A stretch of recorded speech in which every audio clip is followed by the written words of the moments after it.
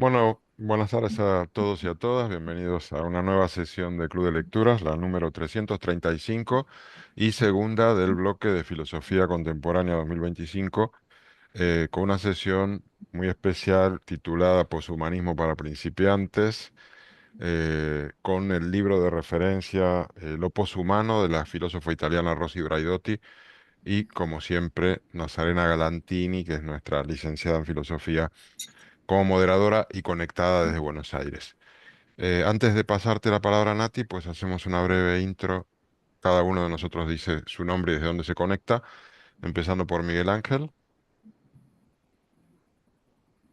Desde Granada, España. Muy bien, Miguel Ángel, gracias. Coyo.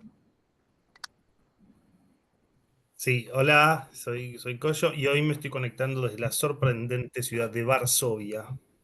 Oh, qué bueno, buenísimo.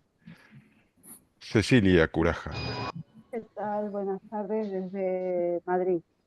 genial. Federico López, Federico López, colombiano, conectándome desde el centro de la Florida, Orlando. el lugar más agitado del mundo ahora mismo, donde se generan todas las nuevas ideas y estamos todos girando. donde ha Algo así. caído, donde ha caído de lleno el poshumanismo. Sí. Carmen. Me conecto desde Pozuelo, Madrid. Muy bien, Carmen. Jesús Alberto. Hola, buenos días desde la Ciudad de México. Buenas tardes en Europa. Genial. Bienvenido. Luis. Hola, Hola. saludos, Luis González de Heredia, Costa Rica. Qué bueno. Bienvenido. Tu primera vez, ¿no? Gracias. Sí, primera vez. Bueno, muy bienvenido. Gracias. Estos tipos de nombres raros que no sé cómo pronunciar. Y la PT. Perdón, es que siempre tengo el Ah, problema del Margarita. nombre. Soy Margarita, sí, perdón. Siempre tengo el problema del nombre, es que no sé qué me pasa. A ver si lo puedo. Mira que quería cambiar la Margarita, pero es que imposible. A ver, voy a No, pero está intentarlo muy durante bien. la sesión, perdona. Pero el PT ya me dio la pista, desde Lisboa, ¿no? Claro, sí, sí, exacto. Genial, muy bien, bienvenida. Gracias. Y Taylor. Hola, disculpa, no tengo mi cámara ahora. Yo soy Taylor de los Estados Unidos, en Miami. Fantástico. Muy bien, Taylor. Miami también. ¿Ves que Sí, Miami es el centro donde está pasando el todo? centro, sí. Claro, claro. Bueno, pues nada, Nati, te paso la palabra, todo tuyo. Bueno, ay, perdón, estaba. Bien, ¿me escuchan bien? Sí, Sí, sí. perfecto. Perfecto. Bueno, ¿qué tal? Nazarena Galantini. Muy bien. Desde Me Buenos dicen, Aires. van a escuchar que me dicen Nati porque me dicen Nati, pero no me llamo Natalia, por las dudas lo aclaro. Bien. Em, bueno, la lectura de hoy, ahí como decían antes de arrancar, soy consciente de que era una lectura complicada, eh, en parte porque los problemas filosóficos o la lectura de la filosofía en general tiene como esta complicación, son lecturas que a veces pueden resultar como densas, y que bueno, solo el ejercicio de la lectura misma hace que uno se acostumbre al tipo de discurso, digamos, que se maneja en la filosofía y que pueda ir como cada vez estableciendo más conexiones entre los textos, teniendo referencias, digamos, referencias que se repiten, digo, en los textos de filosofía y que, bueno, uno solo con la práctica de la lectura se va habituando a eso. Entonces, bueno, por eso la idea también era poshumanismo para principiantes, porque además, como todo este bloque de filosofía que armamos para todo el año, tiene la particularidad de que son lecturas, la mayoría, de producciones bastante nuevas, salvo algunas bueno, que seleccionamos. Entonces, bueno, tiene su complejidad y el poshumanismo, primero hago como, digamos, alguna aclaración o introducción. El poshumanismo es una corriente muy nueva en desarrollo, entonces por ahí esa es la novedad, digamos. El texto es un texto de Rosy Braidotti, efectivamente, que es una filósofa italiana. Ella es poshumanista y feminista, se autodenomina como feminista poshumanista. Y obviamente para arrancar el texto lo primero que tenemos que definir un poco es qué es lo poshumano y cómo ella lo define. Lo poshumano, para entender de qué estamos hablando, lo podemos analizar de dos maneras, o son dos cosas a la vez. Por un lado, es una descripción de un estado de situación actual, ¿no? Del mundo en el que estamos viviendo hoy en día, que es un mundo por lo demás muy cambiante, muy acelerado y en parte muy incierto. O sea que digamos, lo primero que podemos decir es que es como una descripción de la situación actual, o un intento, digamos. Después cada uno juzgará si ese intento de descripción es acertado o no, pero es un intento de describir la situación actual de cosas. Y por otro lado, es una propuesta, al mismo tiempo que es una descripción, es una propuesta de solución, podríamos decir, a las innumerables crisis que estamos atravesando hoy en día, me animaría a decir en todo el mundo. Crisis ambiental, crisis económica, crisis social, bueno, de todo un poco, ¿no? Entonces, es por un lado un intento de describir qué tipo de mundo habitamos y cómo es la relación del ser humano con ese mundo que está compuesto no solamente por otros humanos, sino por otros organismos vivos, por tecnologías y por el hábitat en sí, el ambiente en general. Y bueno, y a la vez esto, una propuesta ética y política, digamos, de solución, que está en plena construcción, por supuesto, y que tiene, bueno, diferentes representantes dentro de la filosofía. Rosy Braidotti a mí es como la que más me parece como que lo explica de una manera más comprensible, aunque no sea tan comprensible el texto, pero como bastante pedagógica, y además ella, prácticamente todo su trabajo es sobre poshumanismo, entonces tiene es como una de las fundadoras de esta corriente. ¿Qué es lo que dice en la introducción? Yo dividí el resumen en introducción y los 4 capítulos. La conclusión no la resumí porque me parece que es un poco redundar en lo que vamos a hablar, digamos, del libro. Pero lo primero que dice Braidotti en la introducción es esto, que el concepto de lo que es lo humano ha explotado por los aires, ¿no? Y dice, ha sucumbido bajo la doble presión de los actuales progresos, de dos cosas, digamos, ¿no? De los actuales progresos científicos y de los intereses de la economía global. Entonces, lo primero que intenta el poshumanismo es superar esta idea de qué es lo que entendemos por lo humano. Y en esta introducción ella lo va desandando bastante bien. Básicamente lo que plantea es que hubo un cambio de paradigma en los últimos años, podríamos decir, desde los 80, 90 en adelante. Hubo un cambio de paradigma en el cual no solamente se han puesto en cuestión los valores del sujeto moderno. Cuando decimos sujeto moderno, en filosofía estamos hablando de una construcción bastante específica, que es este sujeto, primero sujeto con mayúscula, ¿no? Este sujeto kantiano que moldea la realidad de acuerdo a su propia percepción de los fenómenos, y que es un sujeto además que tiene mucha centralidad y que está caracterizado por modalidades o cualidades de racionalidad, de cientificidad, de poderío.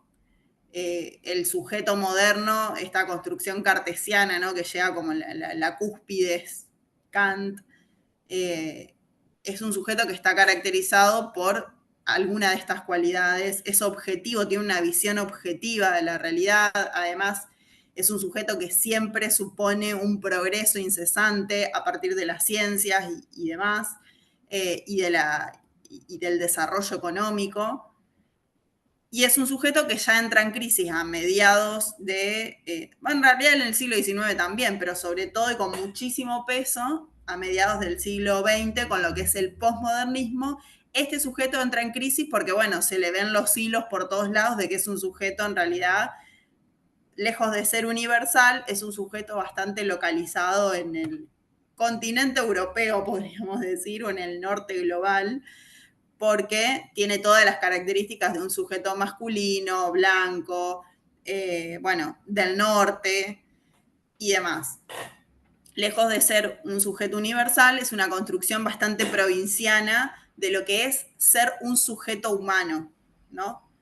Esto ya entra en crisis en el siglo XX, como decía, con el posmodernismo. De hecho es eso, es la superación de la modernidad y de estos valores de la modernidad, valores occidentales u occidentalistas, digamos, como para resaltar la cuestión ideológica, digamos, ¿no? Porque ser occidental en sí mismo no es ningún delito, ¿no? No es ningún problema, pero el occidentalismo, con ese ismo al final, pretendiendo hacer pasar características que son locales como si fueran universales, sí supone un problema, por muchos motivos.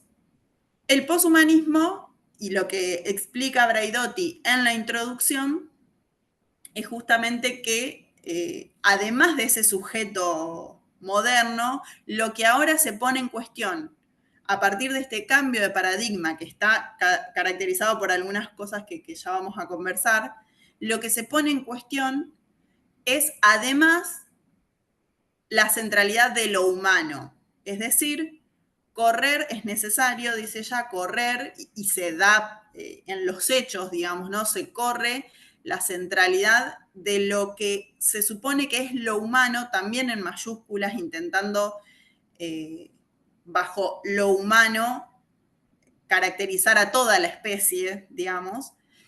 Es necesario que se corra del centro a lo que es lo humano para plantear, digamos, un mundo sin centro, vamos a decir, ¿no? Entonces acá ya tenemos como un quiebre de cabeza, porque estamos muy habituados a pensar las cosas con un centro, o con un punto, como se dice, creo, en el arte, si no corríjanme, como un punto de fuga, ¿no? Que es como ese lugar desde el que partís, una perspectiva. Correr ese centro de lo humano, o sea, la teoría poshumana, lo que hace es correr ese centro de lo humano y plantear una continuidad, es esto que ella dice en la introducción, el continuum naturaleza-cultura. Porque ese sujeto humano está caracterizado principalmente, tiene como una de sus características primordiales, la división binaria, bipartita, de lo que es el mundo natural del mundo cultural, digamos, o del mundo humano, o podemos decir del mundo social también, depende en qué teoría nos estemos parando, tiene diferentes nombres, pero podríamos decir esta división clásica de la modernidad de naturaleza-cultura, planteando no solamente una división, sino una jerarquía, ¿no? En donde la cultura es superior a la naturaleza, o lo social o lo humano es superior a lo natural.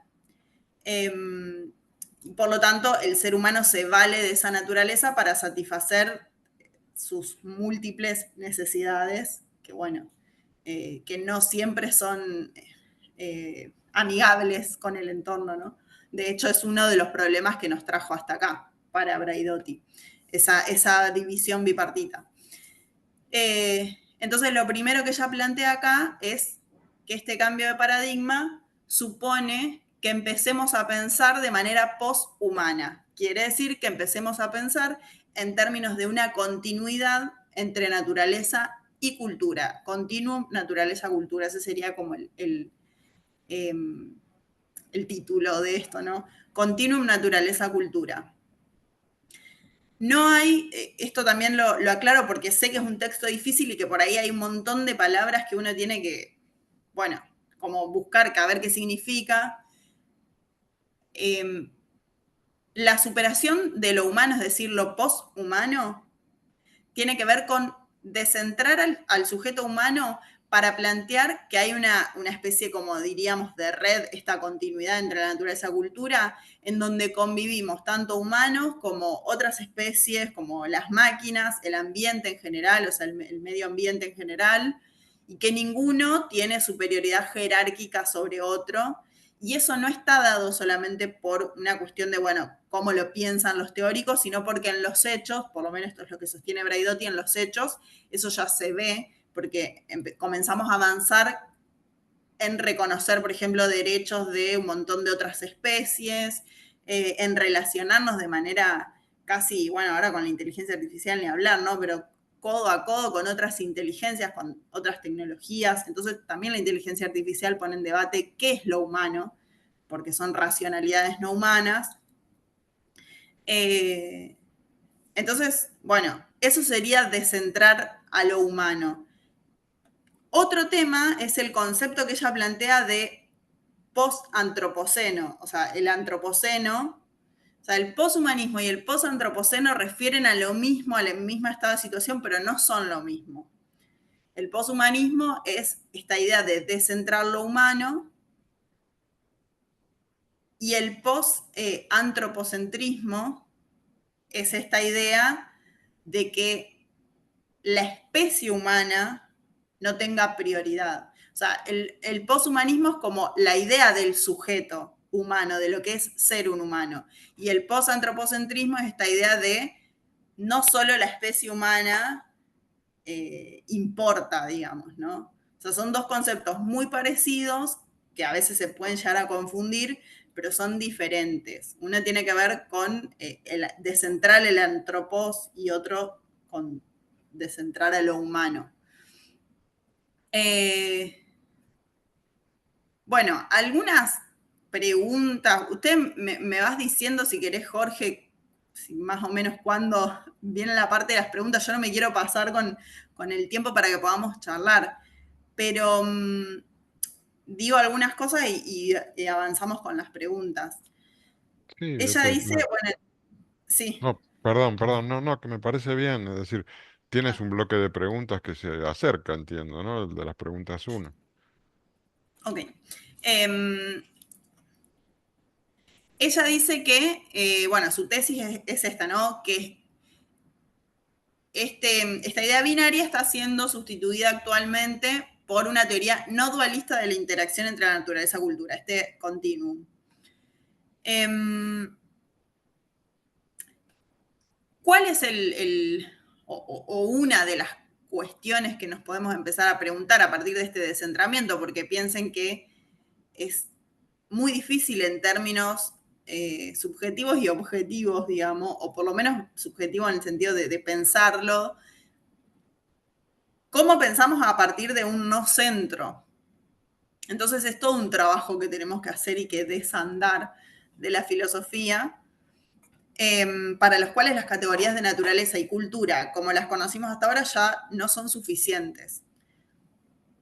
Y que además el desarrollo tecnológico y científico, para Braidotti, deja en evidencia que no son suficientes. Por esto que decíamos antes, un ejemplo paradigmático justamente es el de la inteligencia artificial, que nos hace directamente la pregunta en la cara de qué es ser un humano. Si hay otras entelequias que pueden razonar, que se supone hasta ahora la racionalidad fue lo que nos caracterizó a los seres humanos en contraposición a otras especies. Entonces, bueno, una de las inquietudes principales es esta, ¿no? Bueno, ¿qué tipo de subjetividades estamos produciendo en este momento con este cambio de paradigma en el cual pensamos de una forma diferente la naturaleza, la relación entre la naturaleza y la cultura, que no es binaria? O sea, ¿qué tipo de subjetividades se van a producir o se están produciendo ya? Subjetividades, además, entendiendo esto, ¿no? De el sujeto en tanto que, bueno, unidad mínima, podríamos decir, de pensamiento. Esa es una de las inquietudes y es lo que ella también va a indagar a lo largo del libro, proponiendo otro tipo de subjetividad. No es que el poshumanismo no tiene una teoría de la subjetividad, a veces recibe estas críticas.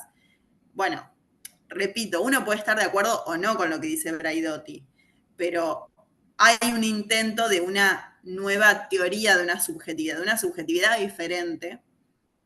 Pero remarco esto porque es alguna de las críticas que se le han hecho al poshumanismo. Bueno, pone en duda también, como pongo acá en el resumen, de que la mera teoría sea capaz de resolver la crisis teórica que atravesamos desde la posguerra hasta el triunfo del discurso del libre mercado. Por eso es que ella, en el desarrollo del libro y también en otros libros, va a proponer lo que ella llama una ética afirmativa, que va a estar más adelante en los capítulos, pero bueno, es como una ética y una política, porque la teoría sola no puede alcanzar ni a describir ni a proponer una solución, sino que en un punto la solución es ética y práctica. Dice esto, y esto es la primera pregunta que quiero que le demos vuelta, porque hay algo que ella desliza acá, que lo va a tratar en otro capítulo, no me acuerdo si era el 3 o el 4, pero esto de que es innegable que hay un lado oscuro de la condición poshumana. Cuando ella habla de la condición poshumana, no habla solo en términos, o en realidad este es para mí el problema, digamos, que es interesante analizar. Cuando ella habla de la condición poshumana, no se refiere a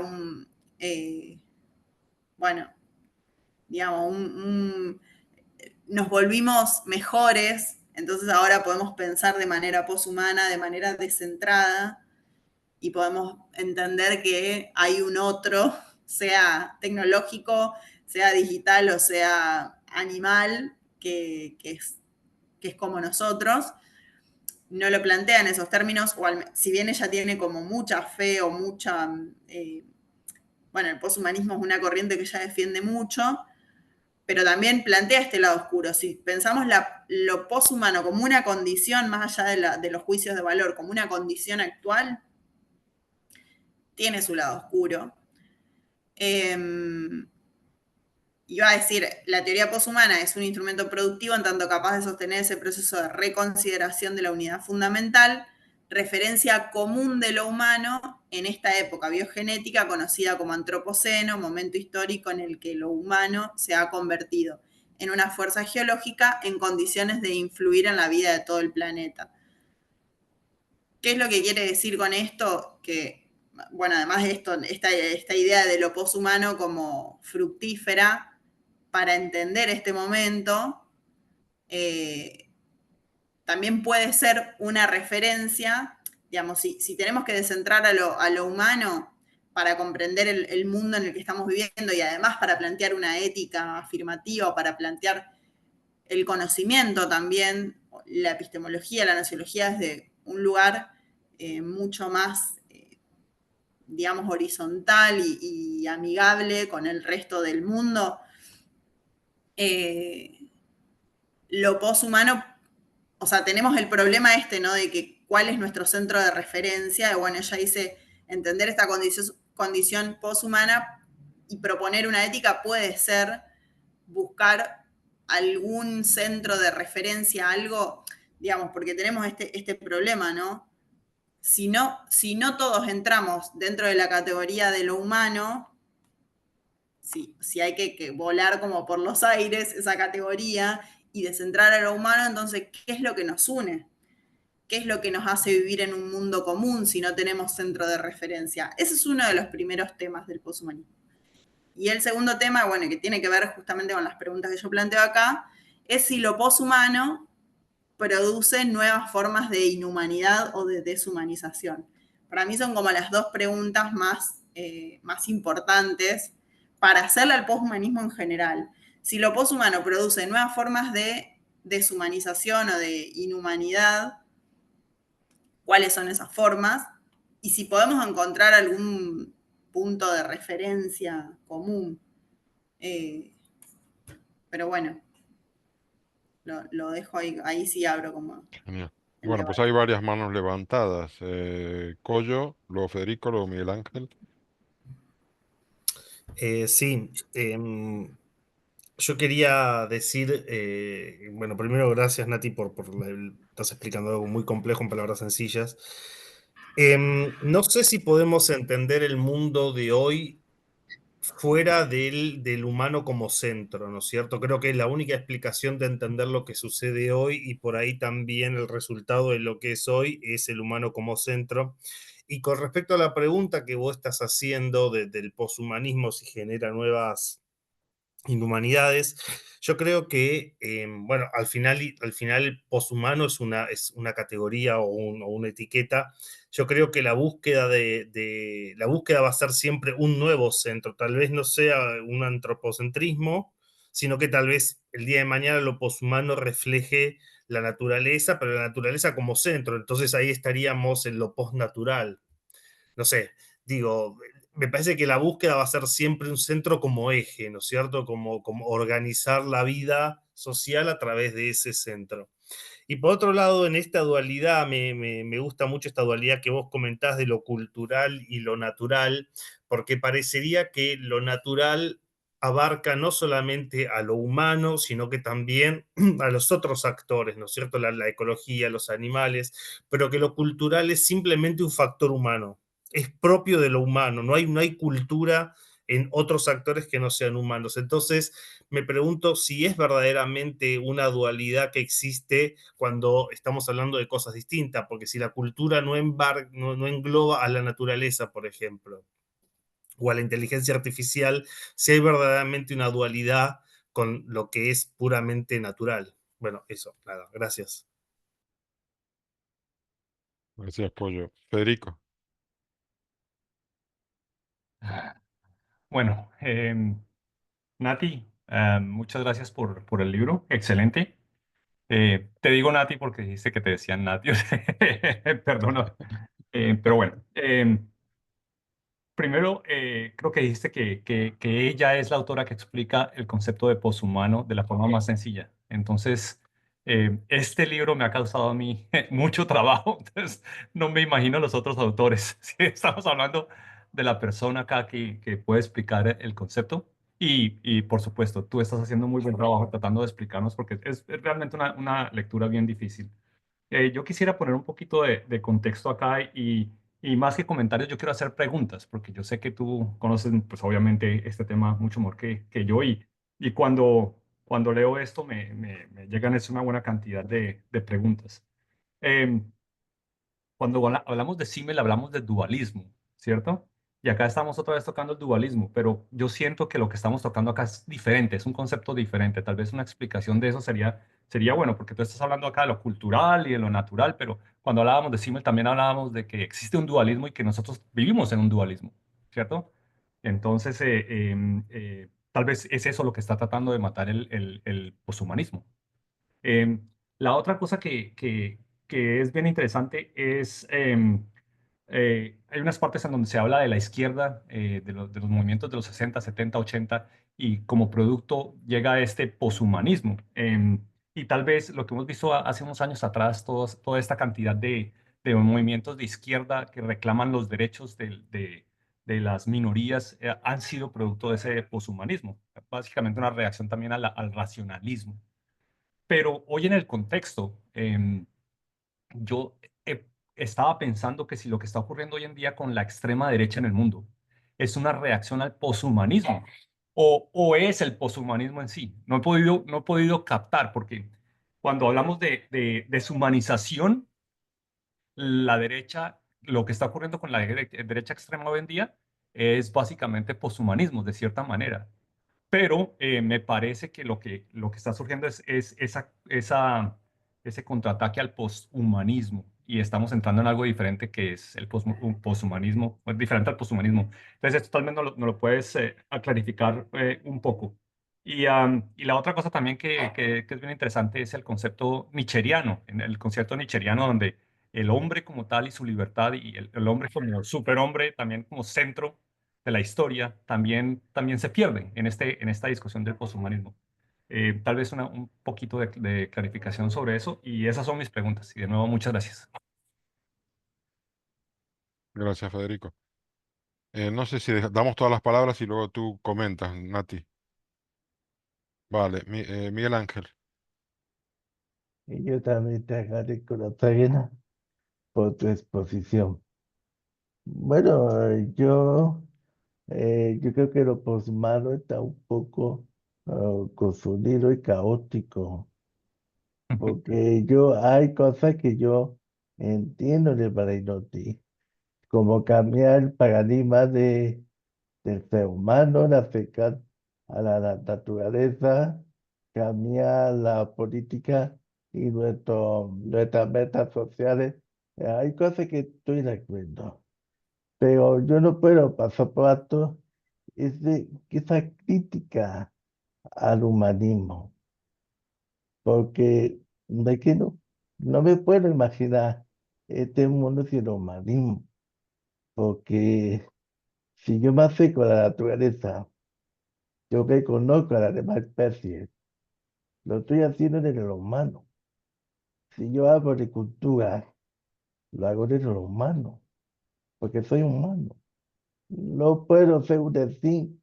Yo le diría a Bainotti que a su libro se fuera a un acuario y que lo le llega a los delfines.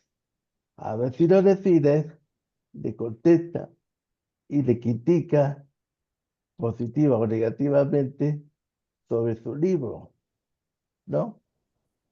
Solamente le va a contestar nosotros. ¿Por qué? Porque somos humanos. Esto no significa que yo me considere superior a los delfines. No, ni mucho menos. Todos tenemos que vivir en nuestro entorno terrícola.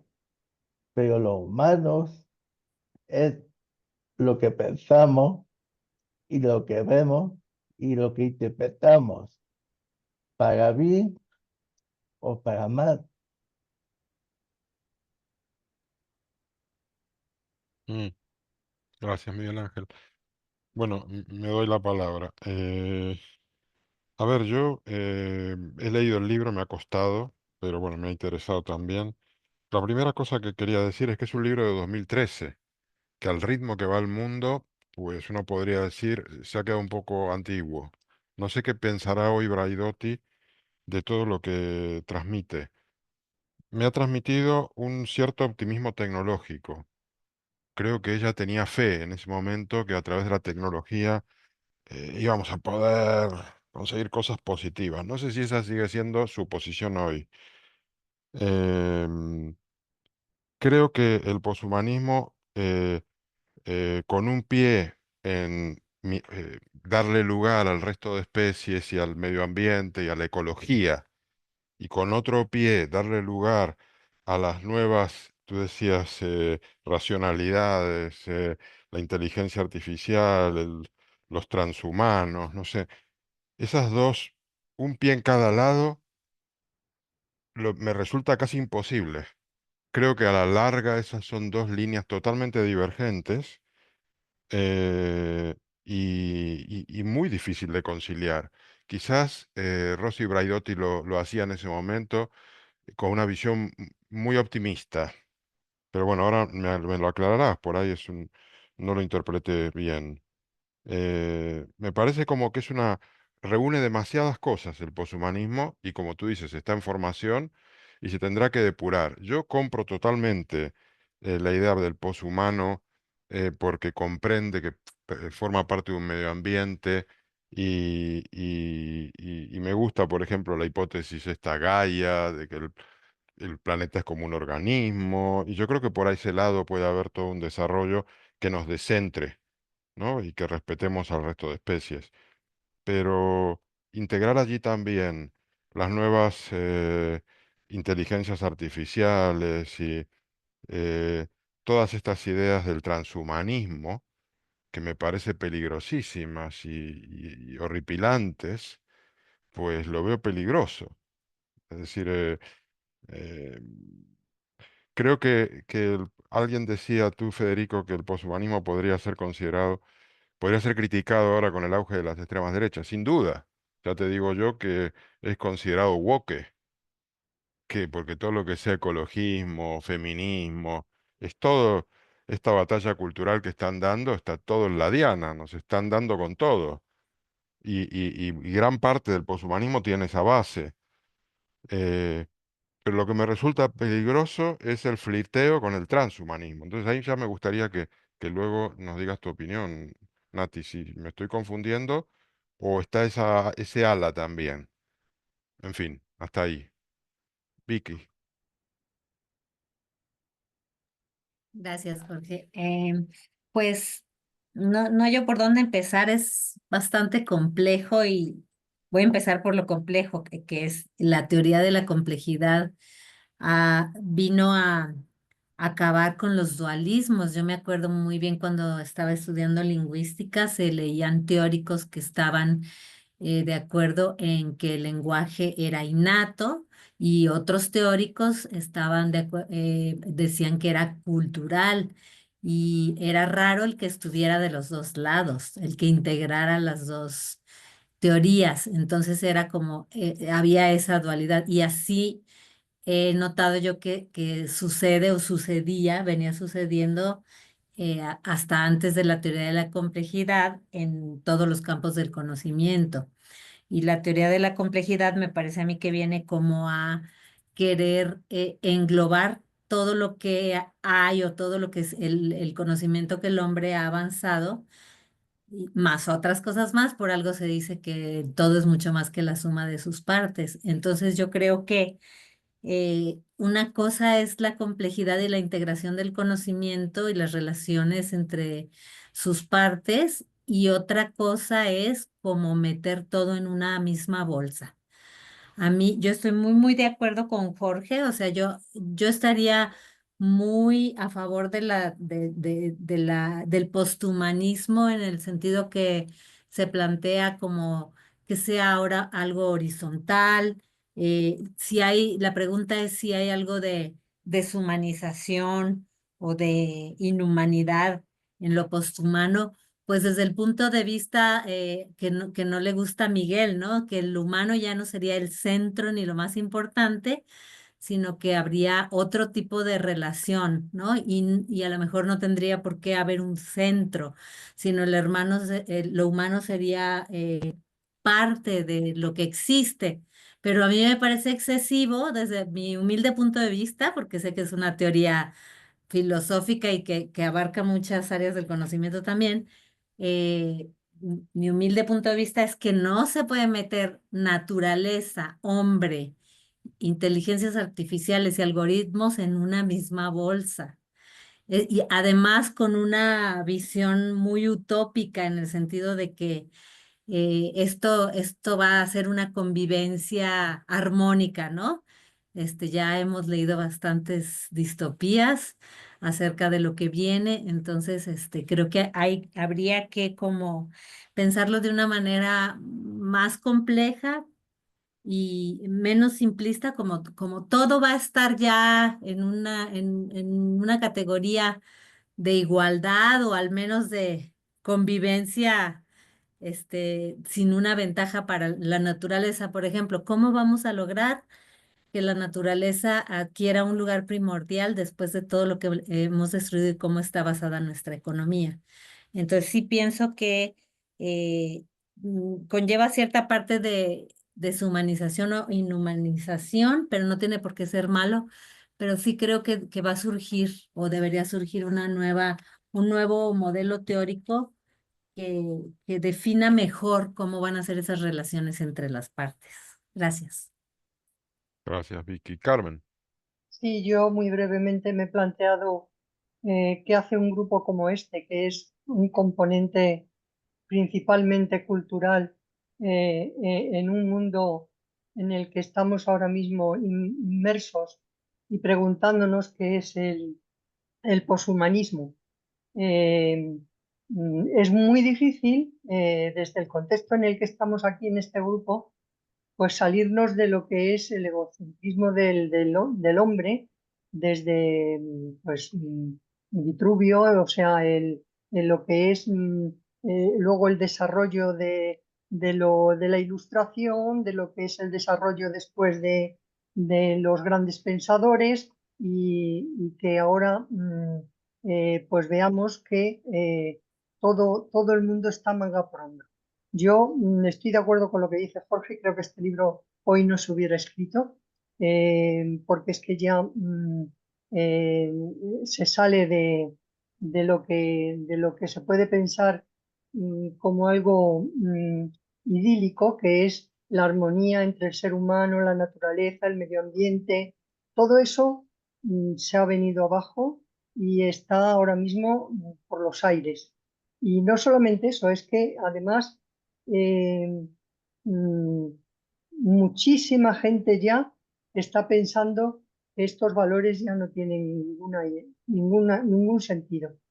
Que ahora los valores es el capitalismo, el producir, el consumir y el estar pues con un mundo donde los pensamientos se diluyen porque te están ofreciendo continuamente un mundo muchísimo mejor, que es el de consumir, el de estar cercano al poder, el no alejarte de las ideas que están ahora mismo en ebullición y sobrevivir. Se trata simplemente de sobrevivir. Entonces, creo que estas ideas ya hay que manejarlas de otra manera. Yo recuerdo cuando empecé a estudiar Derecho que se estudiaba el origen del derecho como algo natural, como un bien natural, como que era un derecho que no se ponía en cuestión porque un niño sabía qué era su derecho, qué era lo bueno, qué era lo que realmente debía ser. Y bueno, pues todas estas cosas desde el punto de vista del cristianismo, de los grandes autores, San Agustín, Santo Tomás, toda esta gente, pues es que hoy día ya no sé qué se estudiará en las escuelas de filosofía, pero este tema concreto del poshumanismo yo creo que ha decaído ya. Hasta ahí. Gracias. Gracias, Carmen. Jesús Alberto. Sí, interesante el libro. De verdad,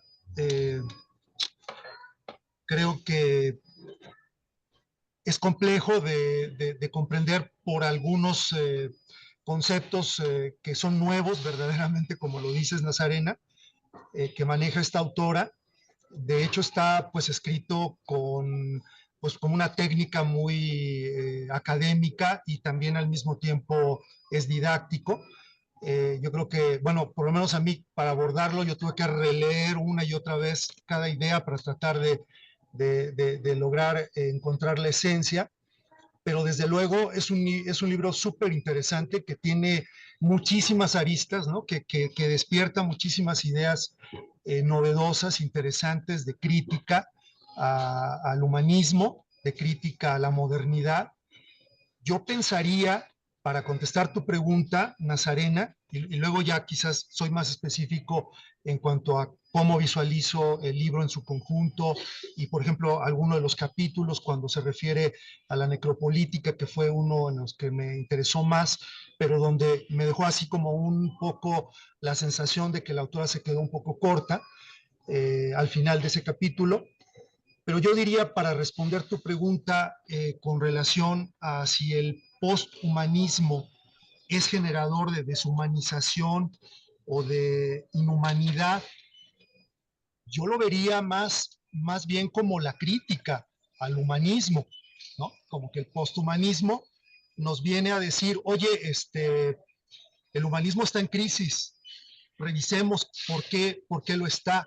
Yo lo vería más como un facilitador a este posthumanismo o esta idea de posthumanismo para poder analizar qué le ha pasado a ese ideal de la humanidad, en lo que se convirtió la humanidad, ya lo dijiste tú con mucha claridad, en los siglos XIX y XX, sobre todo que es cuando entra en crisis el proyecto modernizador.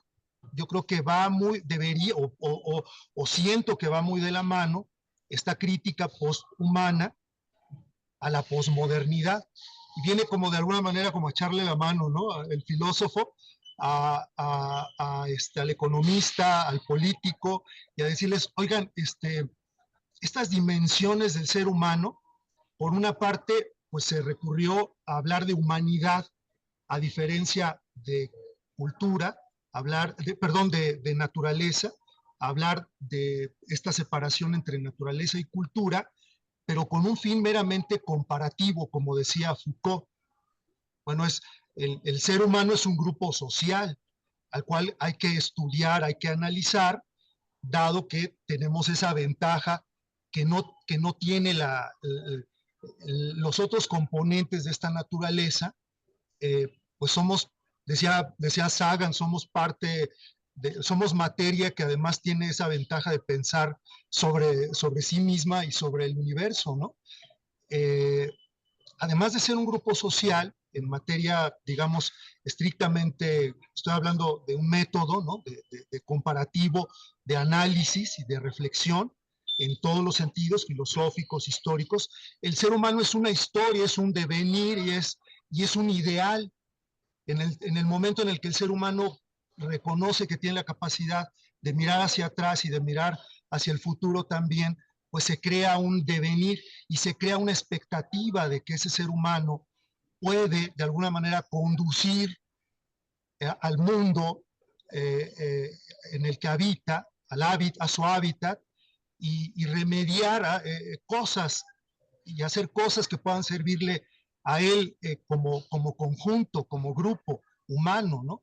Y yo creo que el problema está en el momento en el que, Renacimiento, Ilustración, Reforma Protestante, todos son humanismos, y así se van sucediendo muchas otras corrientes de pensamiento que intentan llevarnos a un ideal o que intentan responder a poner soluciones. Llega un momento en el que la economía avasalla porque se impone un proyecto modernizador que dice y que sustituye esa idea de progreso humana y dice, yo te voy a decir cómo desarrollemos la economía, y entonces todo se vuelca sobre lo material. Y yo creo que el posthumanismo pues viene a decirnos esto, ¿no? Mira cómo nos ha puesto en crisis haber adoptado esa idea y haber dejado de lado todas las otras facetas de lo humano, y hay que retomarlas, ¿no? Muchas veces tecnología y economía se unen y pues lo único que hacen es un desastre, ¿no? De alguna manera, pienso yo que la política, la cultura, la naturaleza o nuestra conciencia sobre la naturaleza convergen en esta idea posthumanista para, pues, de alguna manera invitarnos a reflexionar, ¿no? Caminos hay muchos, tú nos preguntabas qué nos une. Yo creo que hay muchos aspectos que nos unen, a lo mejor lo puedo yo comentar ahora que tengo oportunidad para no estar abusando del tiempo de los demás, pero yo veo varias aristas, veo el tema de la vida, veo el tema de lo colectivo, veo el tema de lo público, el tema de la empatía, el tema de la interdependencia, ¿no? Yo veo ahí que todos esos aspectos convergen y creo que la autora pues nos está abriendo ahí el panorama de una manera muy importante para abordar todas esas reflexiones, ¿no? Ujú. Gracias, Jesús Alberto. Nati. Bueno, son tantas cosas que no sé por dónde empezar, pero voy a tratar de responder también continuando al mismo tiempo con el capítulo siguiente. Por un lado, efectivamente sí, como alguien decía al principio, la idea de dualismo de Simmel y la idea de Braidotti son dos ideas absolutamente diferentes. De hecho, Simmel está... el paraguas, digamos, teórico de Simmel es más bien dialéctico, que es precisamente esta idea de que hay dos, que cada cosa en la naturaleza o en la sociedad se puede entender desde dos fuerzas, por lo menos dos, puede haber más, pero por lo menos dos fuerzas que están en permanente tensión y puja, una idea bastante heraclitiana. la de Braidotti, desde luego que no, y de hecho el poshumanismo, y esto es lo que también continúa en el capítulo, es un intento, entre otras cosas, por superar esa dialéctica, entendiendo por dialéctica esta antinomia de dos fuerzas que tienen que generar una tensión entre sí para superarse, para crear finalmente algo superador. Entonces, sí, son dos ideas prácticamente antagónicas, podríamos decir. Después, hay una cosa que me parece muy importante porque nos va a ayudar a entender todo el texto y en general el poshumanismo, que es la diferencia entre poshumanismo y transhumanismo. Por esto que decían varios, tanto Jorge como, bueno, otras personas que fueron hablando, en relación al optimismo exagerado de Braidotti, la fe ciega en la tecnología pareciera, ¿no?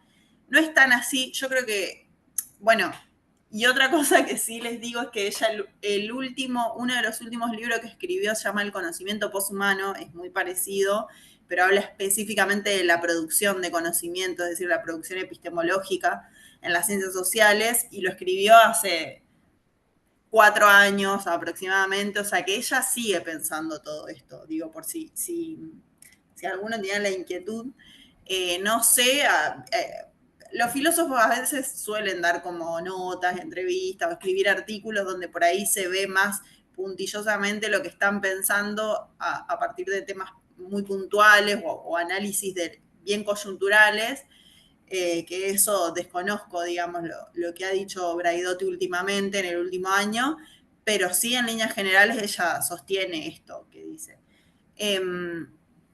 Pero acá hay una cosa que me parece importante diferenciar el poshumanismo del transhumanismo para poder entender un poco más su pensamiento y esta fe, este optimismo en la tecnología, que en realidad eso no es un optimismo ciego y que no es un optimismo transhumanista justamente. El poshumanismo es esta idea, ¿no?, de superación de lo humano, entendiendo por superación de lo humano una diversificación un descentramiento y al mismo tiempo un mundo polivocal, digamos. Metiendo ahí todo, efectivamente, pero, o sea, me pongo como abogada de Braidotti solamente para que se entienda a partir de las preguntas, pero después, nada, no. Incluso yo creo que esto que debatíamos antes de la cuestión de la deshumanización, a mí me parece un problema muy grande que enfrenta el poshumanismo. Ahora lo comento. Pero el poshumanismo es esto, ¿no? Un intento por descentrar a lo humano, entendiendo por lo humano el ideal humanista que viene del Renacimiento y que se va construyendo a lo largo de los siglos y que tiene su cúspide en la modernidad. Es este proyecto humanista, bueno, y que ahora, como dice en este capítulo, efectivamente encontró echó como algunas raíces en el siglo XX, pero es esta idea de construir o de descentrar el ideal humanista por estas razones, porque a partir de lo humano o con la bandera, vamos a decir, de lo humano, por eso el humanismo y este ismo, que me parece importante, bueno, el ser humano ha cometido actos de enorme inhumanidad. En el siglo XX ni hablar, los campos de concentración, pero mucho antes, con las colonias, y de hecho eso es lo que dice Membe, que ella lo cita más adelante, cuando habla de necropolítica, o sea, la ejecución en Europa de los campos de concentración ya tenía su preámbulo en los países como el mío, digamos, ¿no? Los países periféricos. O sea, todo lo que se puso en práctica en el siglo XX en Europa es deudor, digamos, de todas estas prácticas inhumanas que ya se realizaban en otros continentes, y eso es lo que dice Membe en Necropolítica, precisamente eso, o sea, esa es la tesis principal.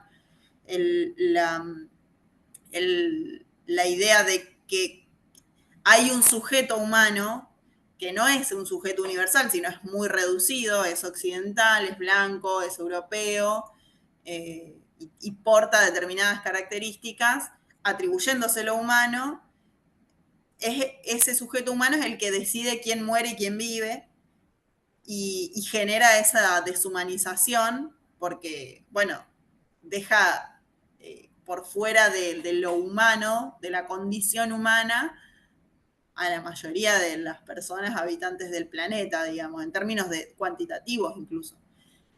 Mujeres, indígenas, etc. Ese es el proyecto del humanismo moderno. O sea, bajo la bandera de lo humano se cometen, bueno, actos bastante inhumanos. Entonces, esa es como la crítica principal. Y el transhumanismo, por esto de la fe en la tecnología, el transhumanismo es otra cosa. Sería como, a ver, esto que decías vos, Jorge, de lo woke, del poshumanismo, efectivamente, sería como el transhumanismo sería como la versión de derecha del poshumanismo, y el poshumanismo la versión woke. Sí, exacto. El transhumanismo, distinto al poshumanismo, es esta fe ciega en la tecnología.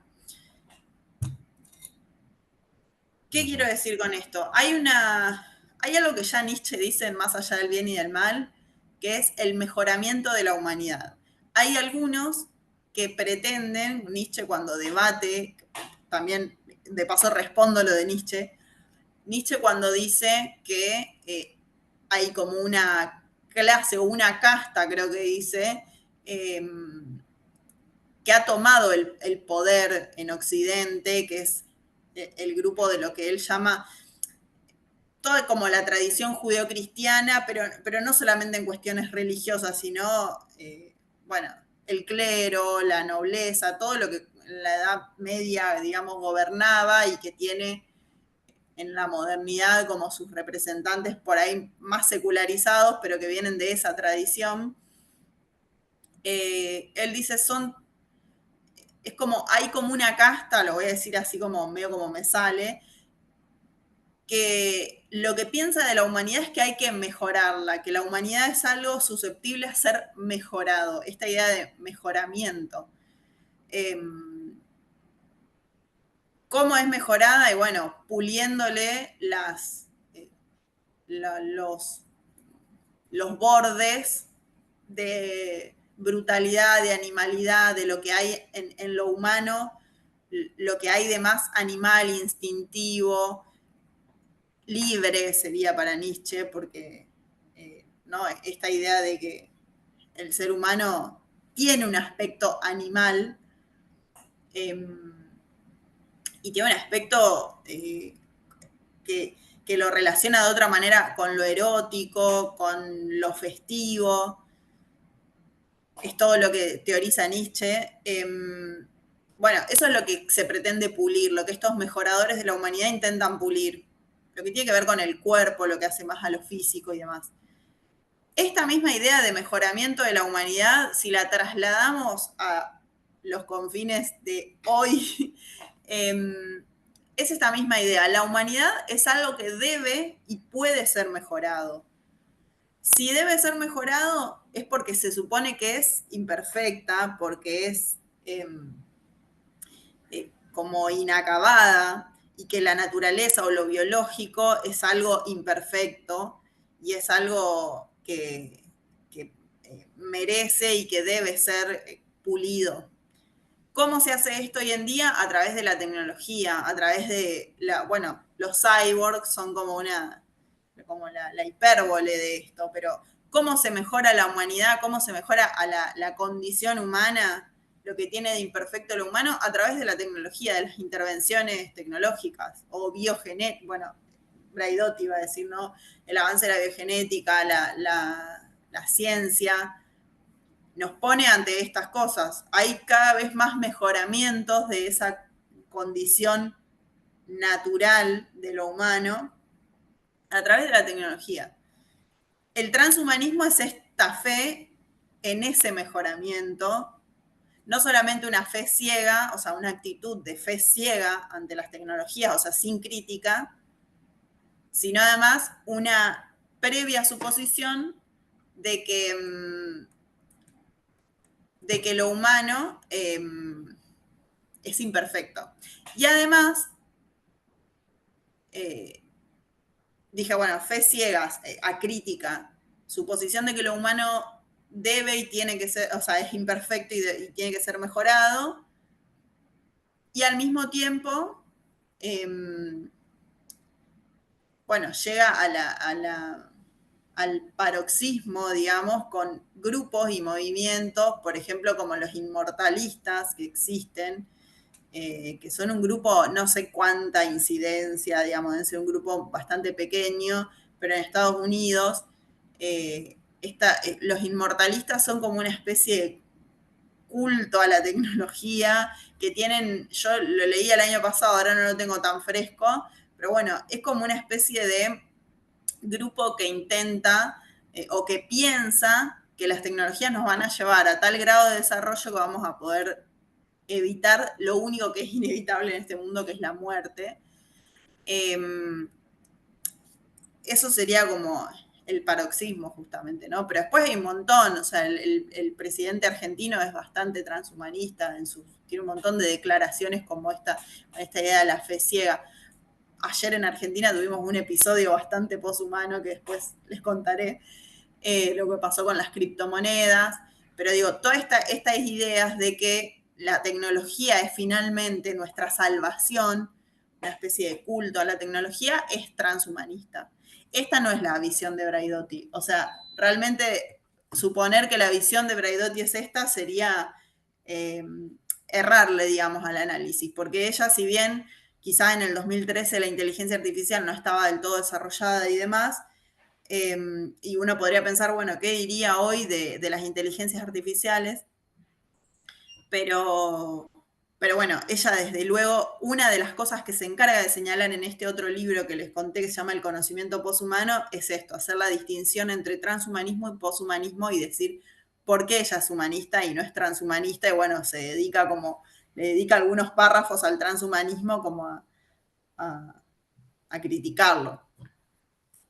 Su visión poshumana tiene que ver con esto, ¿no? Con poder descentrar una condición que se supone que abarca justamente es hacer el movimiento contrario, en vez de abarcar bajo una categoría, y además una categoría jerárquica, que esto es lo principal, la relación de poder, a un solo concepto, decir, bueno, somos más en este mundo. Y justamente en este capítulo, ella dice que hay,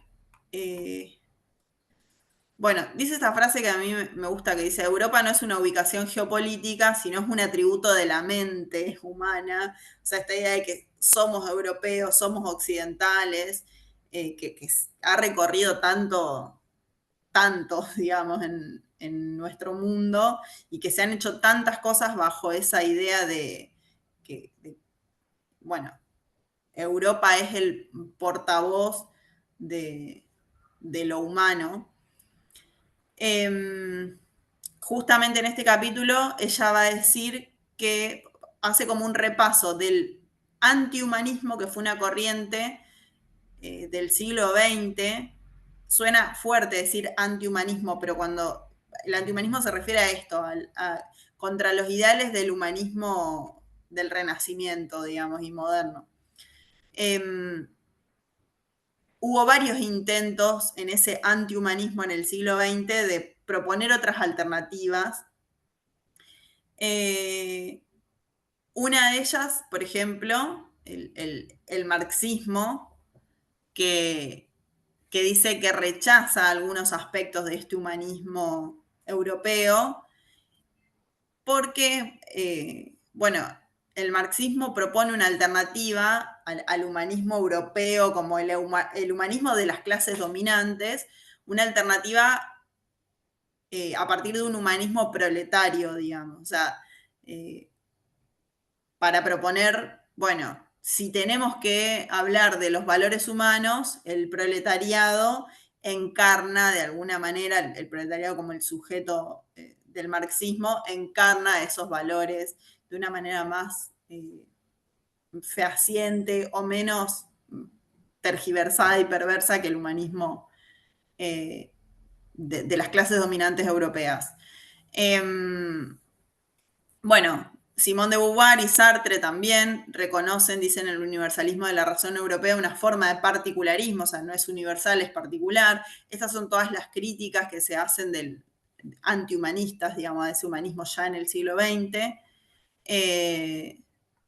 Bueno, y el feminismo también es otra de las corrientes, dice el feminismo humanista ha introducido un nuevo estilo de materialismo, un estilo encarnado y situado. Esto es un concepto, quizás el encuentro que viene cuando hablemos de Haraway, bueno, vamos a ver un poco más esto del conocimiento situado, pero es básicamente esto, salir de lo universal es encarnar el sujeto de enunciación, básicamente. Si yo estoy diciendo algo, si yo estoy elaborando algún tipo de saber, ese lugar desde el cual lo enuncio tiene que ser explicitado para no suponer universalidades. Y el feminismo humanista, o lo que ella llama feminismo humanista, introduce esta categoría de saber situado, de punto de vista feminista, que es Sandra Harding, otra filósofa.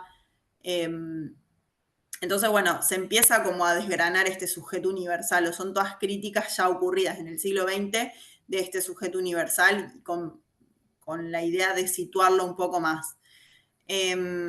Y, por otro lado, Frantz Fanon con Los Condenados de la Tierra, ella dice, o sea, bueno, cita a Fanon y demás, y dice que en Los Condenados de la Tierra, Fanon dice que hay que salvar el ideal humanista, porque lo que hicieron en realidad los europeos es vapulearlo, pero en realidad el ideal humanista tiene un valor en sí mismo que hay que poder recuperar. Claro, porque Fanon vivió la opresión colonial, o sea, vio el humanismo desde este lado. Entonces, esta es una paradoja que tenemos quienes vivimos en los países llamados del tercer mundo. Tenemos esta cuestión, para nosotros lo humano es algo que todavía debe ser conquistado y es una lucha pendiente que tenemos por nuestra historia y porque además la deshumanización, bueno, hasta por lo menos en un sentido como muy explícito, por lo menos hasta lo que fueron las dictaduras militares del siglo XX, como explícito. Hoy para mí la deshumanización pasa por otras cuestiones, por este discurso del libre mercado, el mercado como una forma de deshumanizar o de desubjetivar los problemas. Pero bueno, si hay algo para recuperar del ideal humanista, van a decir estos pensadores como más externos al mundo europeo, esa recuperación no va a venir de Europa, sino va a venir de otros países, digamos, de otras latitudes. De hecho, bueno, ella cita a Spivak, que es una teórica postcolonial, que ella dice, el pensamiento postcolonial asegura que si el humanismo tiene después de todo un futuro, este proviene de fuera del mundo occidental y supera los límites del eurocentrismo. Por extensión, la aspiración a la universalidad de la racionalidad científica es desafiada desde el punto de vista epistemológico como político. Bueno, dejo ahí la cita. Europa no es la reserva moral de nada, como efectivamente suponían los postestructuralistas, y si algo podemos salvar de ese ideal, bueno, tenemos un montón de otras fuentes desde las cuales nos podemos nutrir. Y antes de pasar a las preguntas, ella dice, bueno, su definición de humanismo y de su sujeto poshumanista dice, mi antihumanismo, porque Rosy Braidotti fue formada en el antihumanismo son todas estas críticas, sobre todo en la década de los 60, 70, que van contra este ideal humanista, este antihumanismo de Derrida, de un montón de pensadores postestructuralistas también, que bueno, se autodenominan como antihumanistas. Dice ella, mi antihumanismo me conduce a no compartir el sujeto unitario del humanismo, incluidas sus variantes socialistas, y sustituirlo por un sujeto más complejo y racional, caracterizado principalmente por la encarnación, la sexualidad, la afectividad, la empatía y el deseo. Bueno, resalta una cantidad de atributos y de condiciones que son bastante diferentes a las del sujeto humano universal europeo. De hecho, son categorías que están bastante desestimadas en el discurso científico, ¿no? En el canon filosófico científico, por esto de la afectividad, la empatía, el deseo. Es como, uno podría suponer, una de las cualidades que más valora la ciencia es la objetividad, la racionalidad, ¿no? Bueno, estos serían como las categorías opuestas. Bueno, y en cuanto a las preguntas, a mí por lo menos me surge como algo interesante para pensar.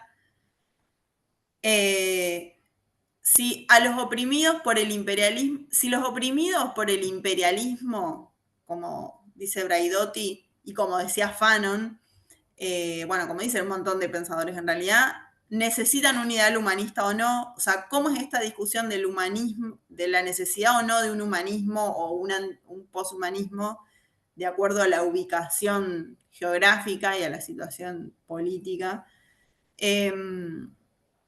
Y bueno, y si es posible tener un ideal humanista que incluya a todos sin caer en el eurocentrismo y el nacionalismo chauvinista. Bueno, hasta ahí, así abrimos un poco la palabra. Gracias, Nati. ¿Quién se anima? Yo quiero decir una cosa, ya que nadie levanta la mano, que hemos tenido aquí hace un par de días al vicepresidente norteamericano pegando un repaso a todos los líderes europeos, diciendo que Europa no respeta la libertad de expresión porque, bueno, porque está defendiendo a los grupos de extrema derecha que están en las elecciones alemanas. Es decir, que lo del eurocentrismo vamos a tener que revisarlo porque ya está siendo criticado por todos lados, incluso por los sectores más recontra conservadores, como es ahora este gobierno de Trump, que es una vuelta atrás no sé de cuánto tiempo.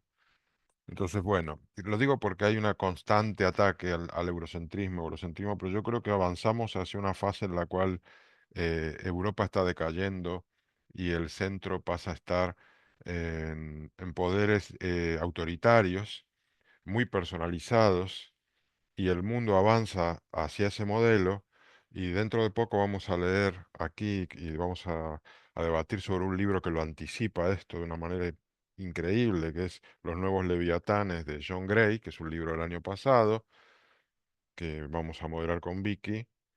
eh, y con lo cual Europa en ese panorama, pues es la que sale más perjudicada, porque lo que viene a decir este filósofo es que el mundo avanza hacia una recuperación del modelo autoritario muy vertical, con, y ahí lo estamos viendo, con un Trump, un Putin, Xi Jinping, resolviendo entre ellos las cosas, y la democracia liberal es la que está en decadencia, y según él fue un periodo excepcional que se produjo a consecuencia de la Segunda Guerra Mundial, pudo desarrollarse, pudo tener su momento, pero eh, ya murió. El mensaje de él es tremendo, con lo cual dentro de algunas décadas no se hablará más del eurocentrismo porque será un cadáver. No sé, Miguel Ángel. Yo no sé si de sentirme avergonzado por ser europeo, pero es que soy europeo, nací en España y no pero ser de otro país. Cuando yo hablo del humanismo, no pienso en una geografía, en una política, en el superhombre, como decía Nietzsche. Yo me refiero a la humanidad y creo que el humanismo es universal, porque es universal para todos. Todos somos seres humanos, todos pensamos, todos sentimos. Da igual que sea Europa, Argentina, Estados Unidos, Chile, todos somos humanos, racionales, y pensamos. Por lo tanto, ser humanista para mí es algo que me viene por naturaleza, porque he nacido humano. Cuando baje un extraterrestre y yo lo conozca, yo hable con él, podré decir, mira, este no es humano, y saber cómo interpreta la naturaleza y cómo interpreta el universo. Tú eres de lo humano, pero yo como humano solo puedo ser humano. Y dentro de lo humano también está lo inhumano, porque nace de lo humano, porque tenemos una cara y una cruz, y somos así, en mi opinión. Ujú. Gracias, Miguel Ángel. Jesús Alberto.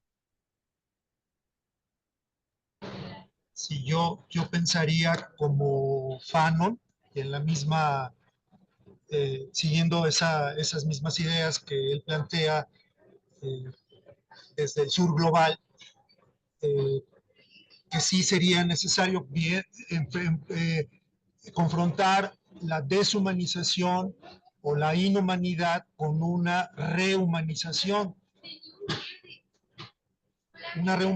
que pudiera incorporar pues las mejores ideas y las mejores experiencias eh, con un fin positivo, desde luego, ¿no?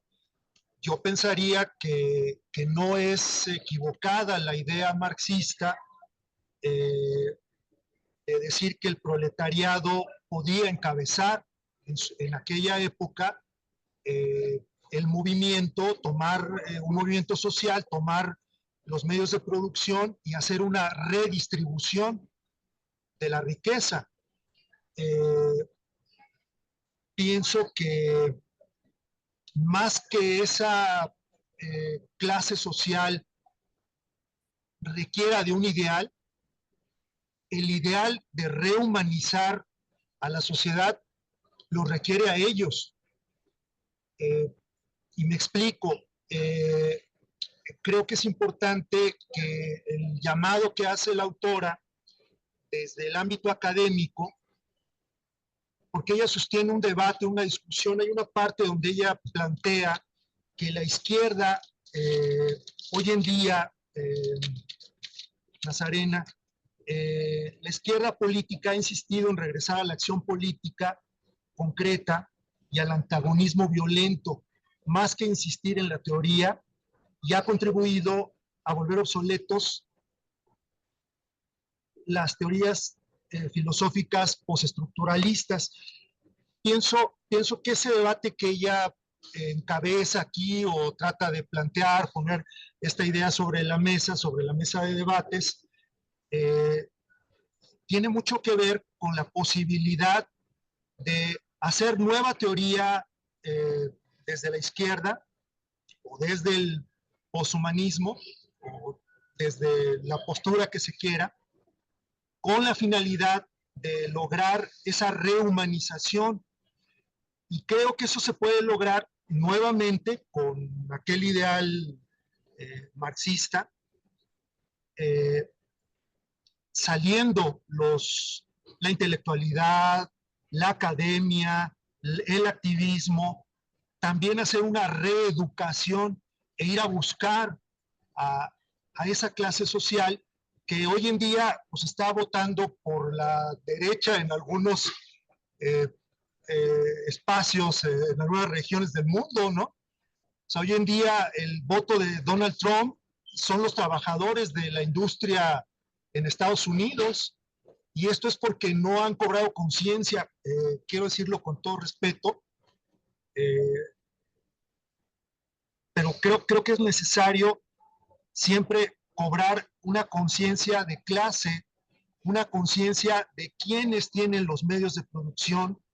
Y como decía Marx, cuando yo citaba en algún otro debate esta idea que él tenía sobre la destrucción creativa, pues Marx lo que planteaba era una crítica justamente a la burguesía, a sus instituciones, a sus arreglos legales. Marx decía, todo lo que construye esta burguesía es notable, es extraordinario, es maravilloso, la tecnología misma, sus instituciones económicas, académicas, pero el problema es que esas instituciones esas construcciones que hace la burguesía están condenadas a la autodestrucción. Y él planteaba, pues el camino es cobrar conciencia de que entre aquellos que no poseen los medios de producción, para empezar de nuevo, ¿no? Ese era el ideal marxista. Yo creo en él. Y creo que Fanon también está en esa línea, cuando plantea esta idea de una rehumanización. Y una rehumanización que no solamente tome los ideales o las mejores ideas o las mejores experiencias en Europa, en Occidente, sino en todo el mundo. Es lo que yo diría de manera muy humilde, Nazarena, para tratar de responder tu pregunta. Gracias, Jesús. Federico.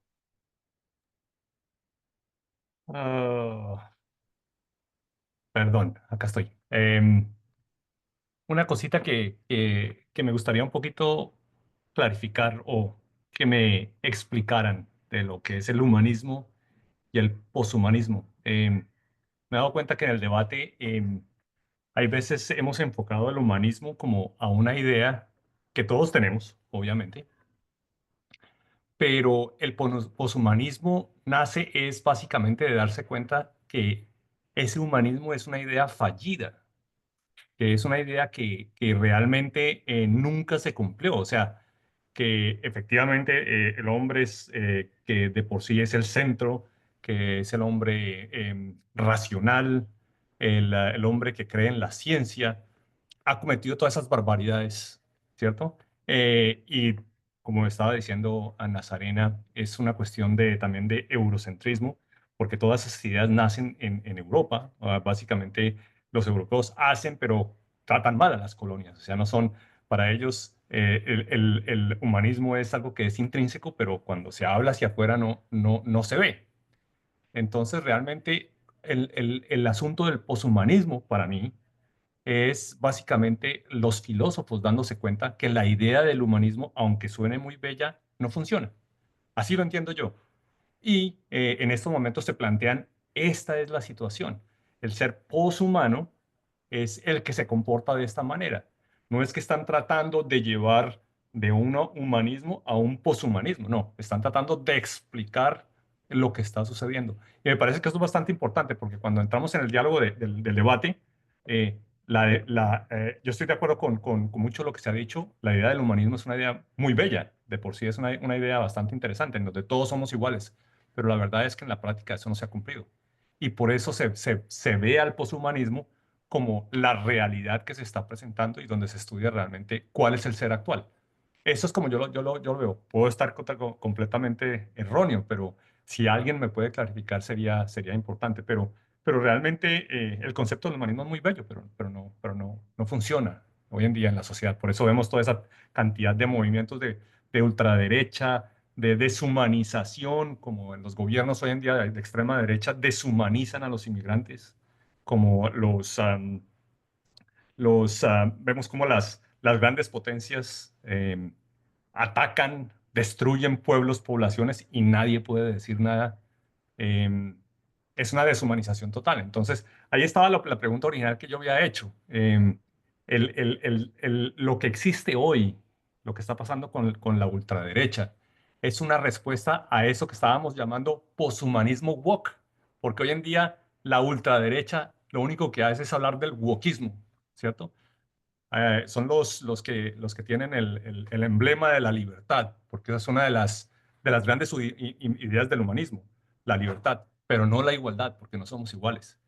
Entonces ahí es cuando ahí me pongo a pensar, esto es lo que está sucediendo hoy en día, ¿es el poshumanismo en su mala faceta o realmente es una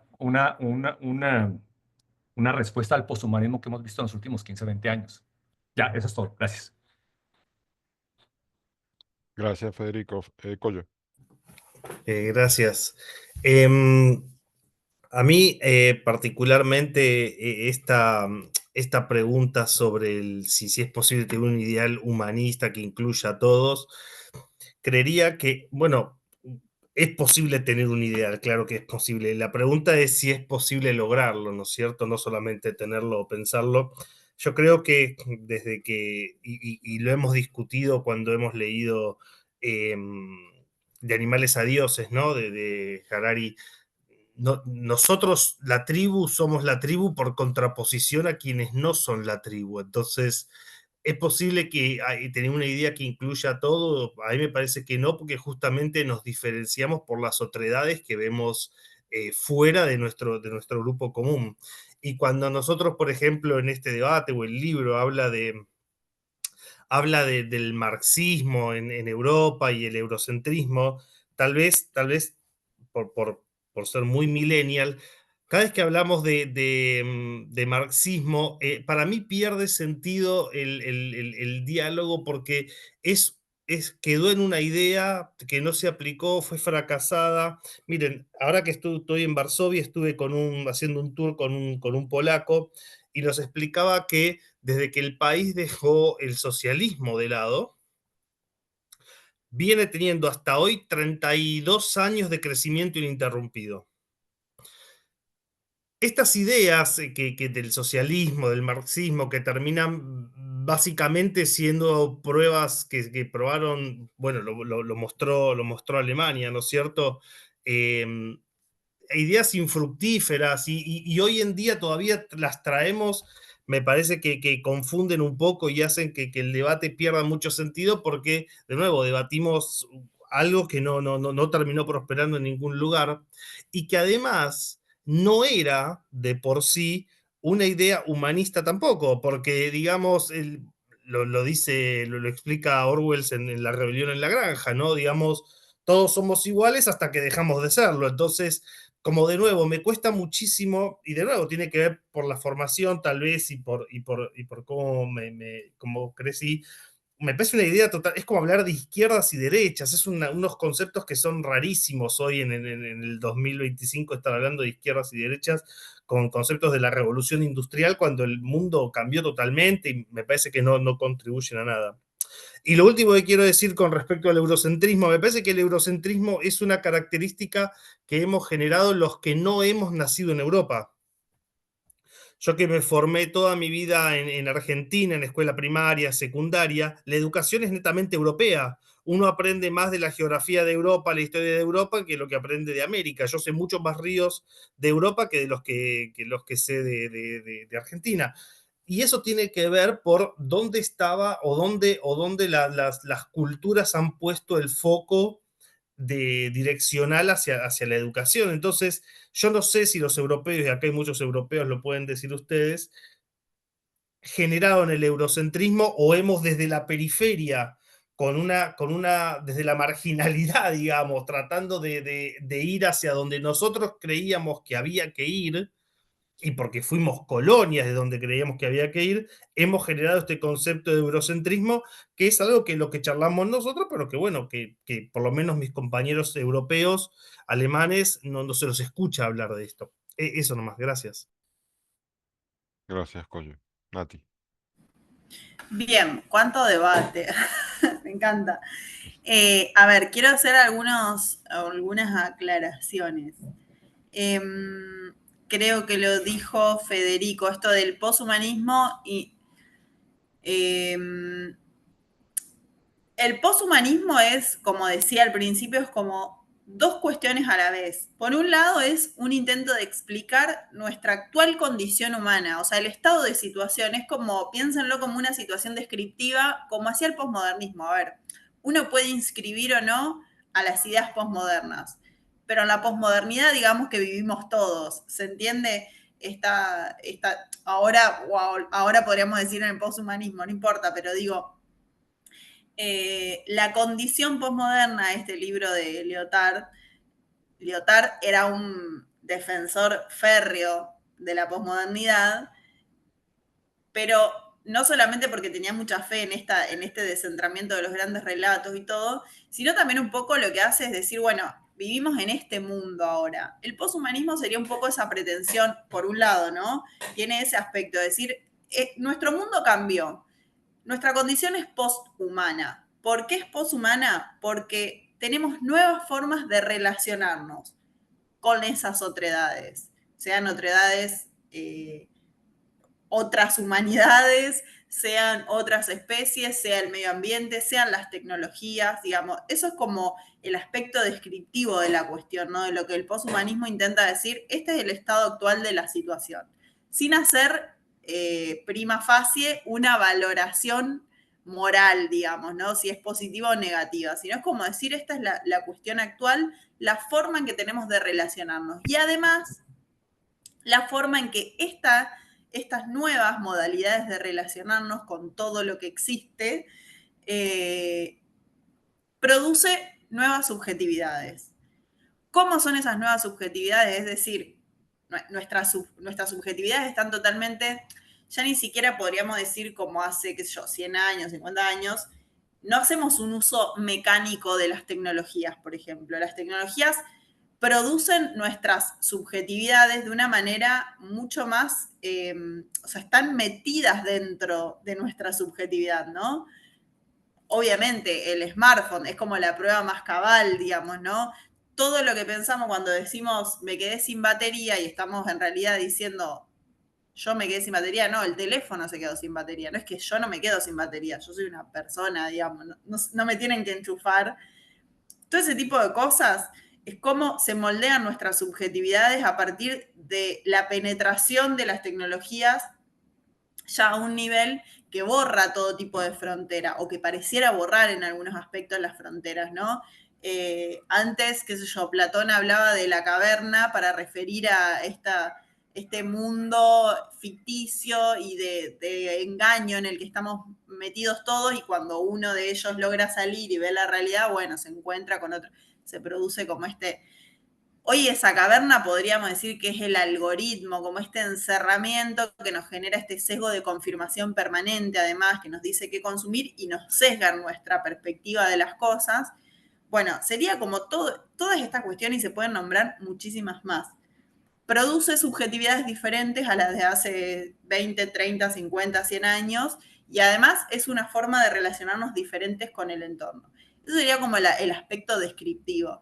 Después, desde luego, quienes adhieren al poshumanismo como Braidotti tienen, digamos, sus propuestas ético-políticas de cómo cómo ella considera que es una mejor forma de habitar este poshumanismo, esta condición poshumana. Bueno, y ahí ya entra en juego todo otro aspecto, ¿no? Precisamente esto, las cuestiones ético-políticas.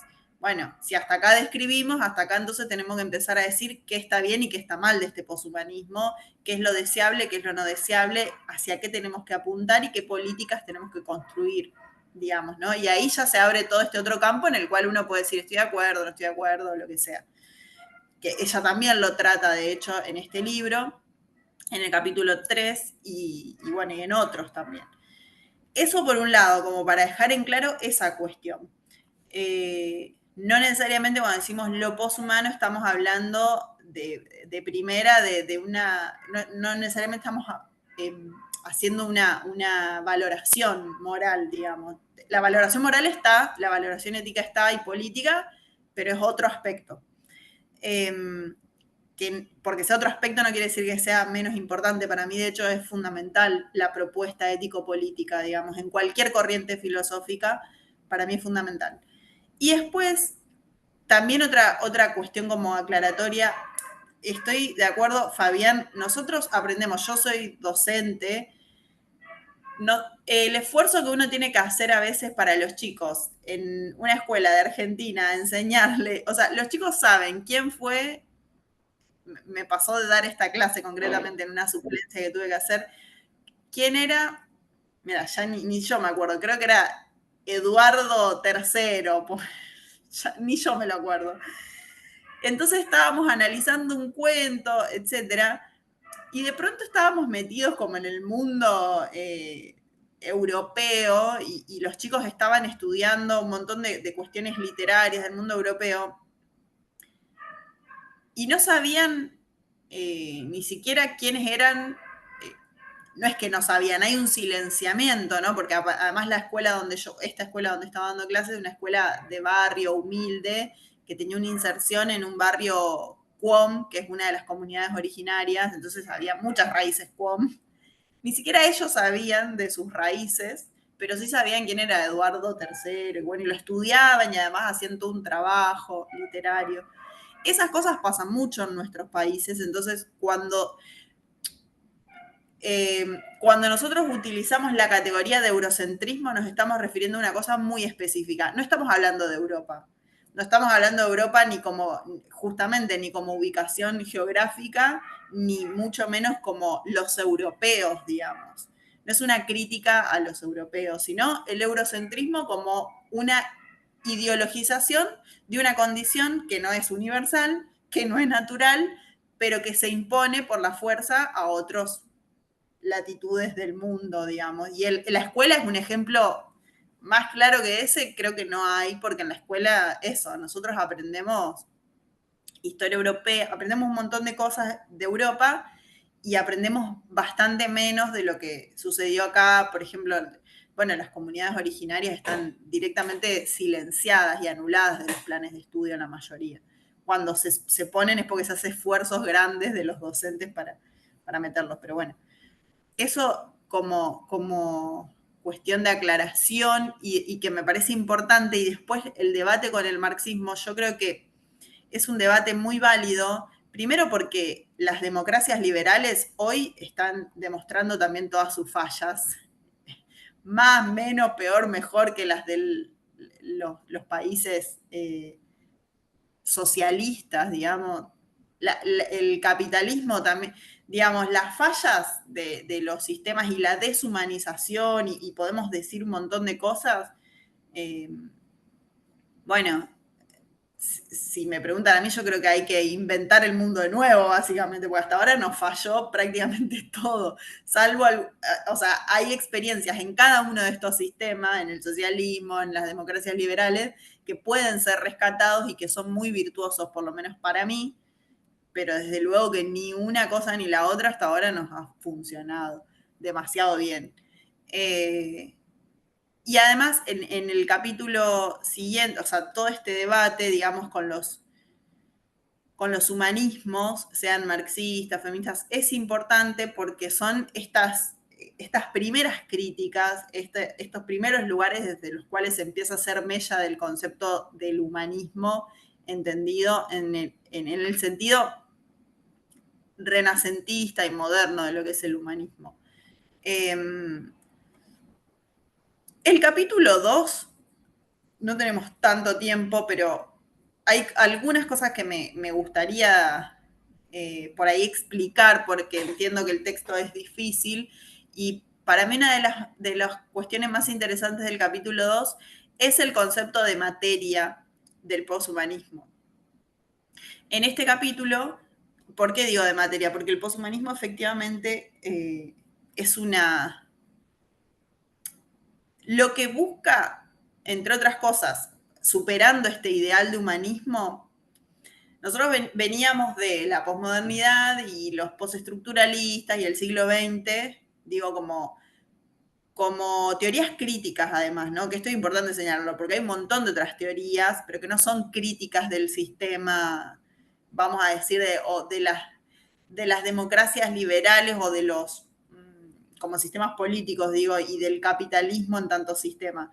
Dentro de las teorías críticas, de las cuales es parte el postestructuralismo y bueno, muchos posmodernos, veníamos de esta idea, este giro lingüístico que se llama, ¿no? Donde el lenguaje comienza a ocupar un lugar preponderante en contraposición a la materialidad de las relaciones sociales, podríamos decir, que veníamos de esa tradición, ¿no? Con el marxismo y con otras corrientes, incluso el positivismo, como esta idea de, no, vamos a lo empírico, digamos, ¿no? Cada uno desde su lugar, pero la preponderancia de la materia y de lo empírico y de la praxis como lugar central. El giro lingüístico lo que hace es como desarmar un poco eso y pondera las construcciones narrativas y lingüísticas como performativas de la realidad empírica, ¿no? ¿Qué es lo que dice el poshumanismo? Bueno, hay un sobregire ahí, o sea, se pasan, como decimos en Argentina, se pasaron 3 pueblos. Con esta idea de la construcción del lenguaje, o sea, de que el lenguaje construye realidad, bueno, hubo se llevó muy al extremo y se perdió la materialidad, que también es importante, se perdió la materialidad precisamente, no solamente entendida como materia inerte, sino la materialidad de las relaciones sociales, y ahora el poshumanismo podría decir con otras especies, con todo lo que venimos diciendo.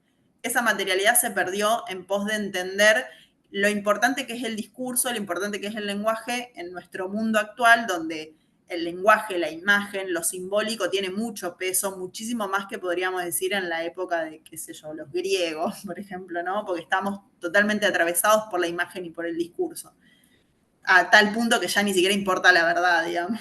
No importa si es una fake news, nada. Pero bueno, ese peso del lenguaje fue en muchos casos en detrimento de la materialidad. Entonces el poshumanismo tiene una nueva teoría de la materia.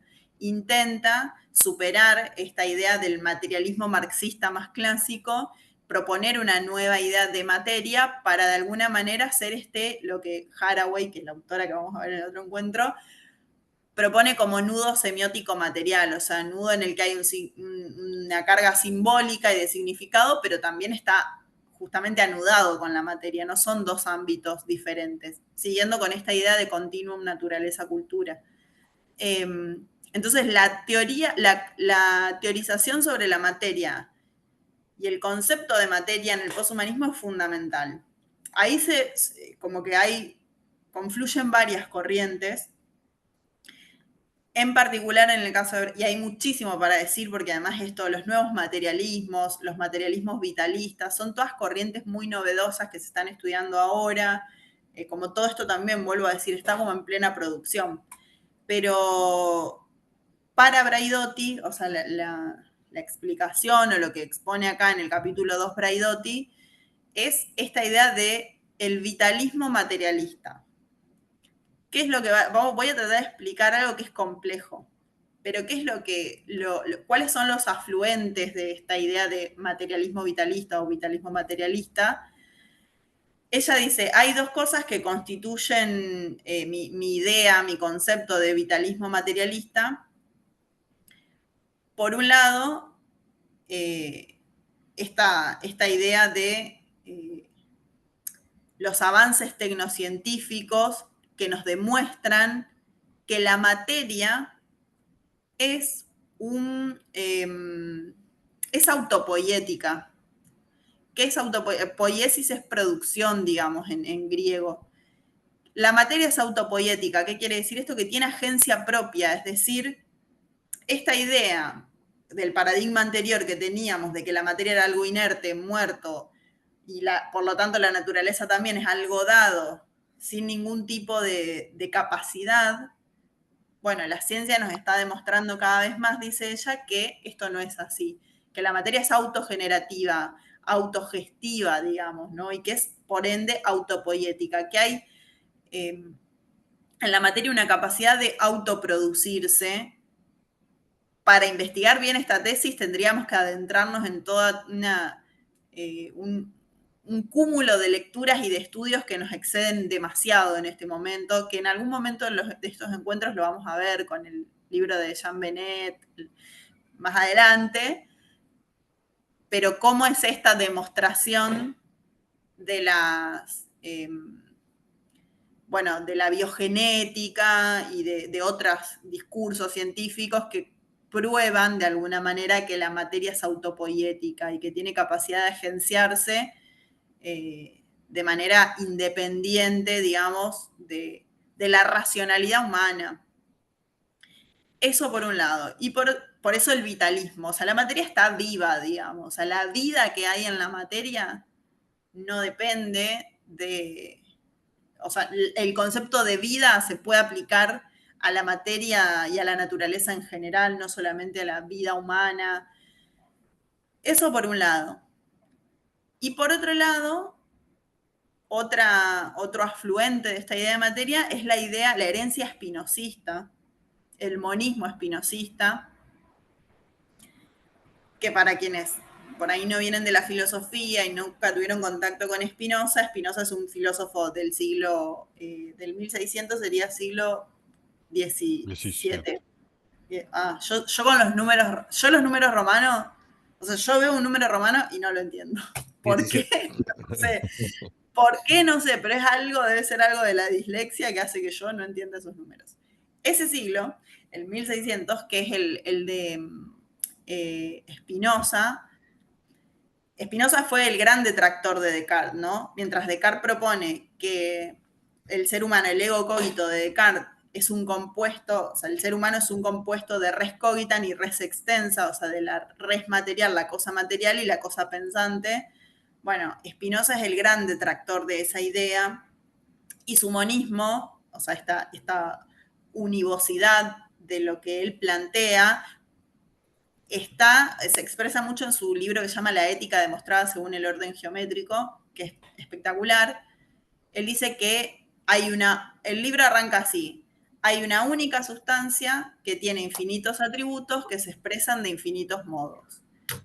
La sustancia es una sola, digamos, la naturaleza, y de hecho hay una frase conocida de él que es Dios, o sea, la naturaleza. También está esta frase de Einstein que cuando le preguntan si cree en Dios, dice que cree en el Dios de Spinoza. Bueno, es este monismo, ¿no? Todo es uno. Esta idea también la toma Braidotti, esta herencia del monismo espinosista, que además Spinoza fue injustamente muy olvidado, o sea, injustamente tratado en su época, excomulgado, además de su comunidad judía, y además injustamente tratado por la Ilustración.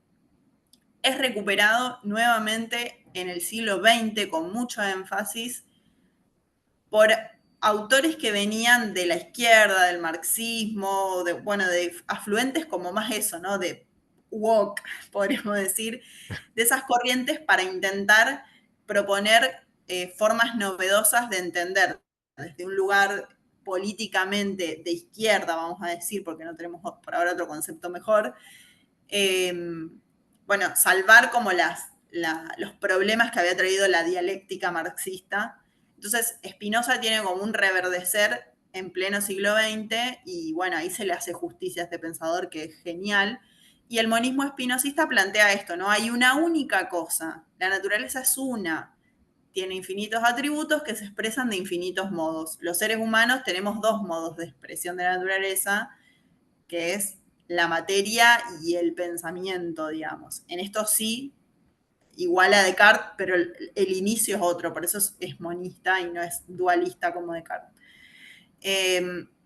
Entonces, Braidotti toma este concepto, la herencia espinosista y los nuevos avances tecnocientíficos que dicen que la materia es capaz de autoorganización, y que en esta combinación de cosas, dice, la materia le da como resultado, digamos, este materialismo vitalista. Y dice, estas premisas monistas son las que permiten edificar la nueva teoría de la subjetividad del poshumanismo sin el humanismo y sin el antropocentrismo. Entonces, monismo, materia viva, posantropocentrismo se conectan para Braidotti en una misma unidad que explica o que intenta como ser una propuesta para producir una nueva, o para explicar la producción de nuevas subjetividades. Entonces es clave para entender las subjetividades poshumanas, primero este continuum naturaleza-cultura, que acá lo estamos viendo con el nombre de materialismo vitalista, como dándole una connotación más ético-política también, ¿no? Pero es muy interesante este concepto de materia y ver cómo se construye en el pensamiento poshumano y en Braidotti en particular este concepto de materia. Bueno, como nos queda tan poco tiempo y tantos capítulos y tantas cosas, si quieren podemos darle un poco de lugar al debate en estos últimos minutos. Yo la pregunta que propongo acá es que de qué manera este concepto de materialismo vitalista propuesto por Braidotti define la relación entre lo humano y no lo humano, y cómo este cambio de perspectiva puede afectar nuestra comprensión de la subjetividad y la ética actual. Bueno, como para que lo pensemos, nos vayamos con esta reflexión. Genial. Miguel Ángel. Bueno, aquí sí es verdad que yo estoy totalmente de acuerdo, porque soy espinosista, me encanta Spinoza y creo que soy una materia viva, consciente y pesante, que pertenezco a un toro, de universo, un toro universal, y que estoy conectado a todas las realidades.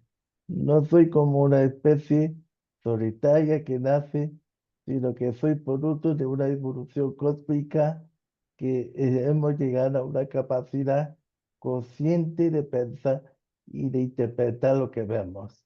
Estoy totalmente de acuerdo en este punto con la autora. Excelente, Miguel Ángel. Bueno, no hay más manos aquí.